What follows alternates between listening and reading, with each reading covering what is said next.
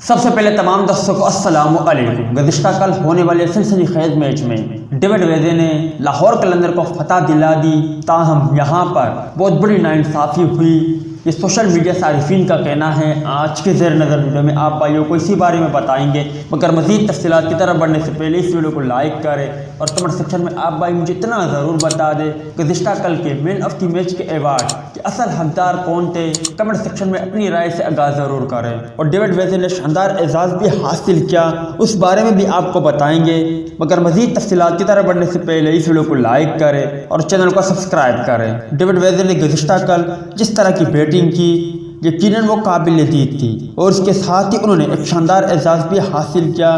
انہوں نے Pakistan super league پیسل history میں اب تک ناقابل یقین فتح سے اپنی ٹیم کو ہمکنار کیا ہے، اور وہ بھی چکا لگا کر، جیسے کہ ملتان سلطان کے خلاف انہوں نے چکا لگا کر، پھر پشاور زلمی کے خلاف انہوں نے چکا لگا کر، اور گزشتہ کل کے ہونے والے میچ پہ کراچی کنگ کے خلاف انہوں نے شاندار چکا لگا کر لاہور کی ٹیم کو فتح سے ہمکنار کیا۔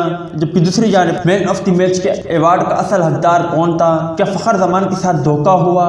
کیا ڈیوڈ ویزے حقدار نہیں تھے؟ سوشل میڈیا پر بحث جاری ہے، ذرا اس سوال کا جواب آپ بھائی کمنٹ سیکشن میں ضرور دیں۔ سب سے پہلے بات کرتے ہیں گزشتہ کل کے ہونے والے میچ میں شہنشاہ آفریدی نے 4 اوور میں 27 رن دیے اور 3 کھلاڑیوں کو آؤٹ کیا۔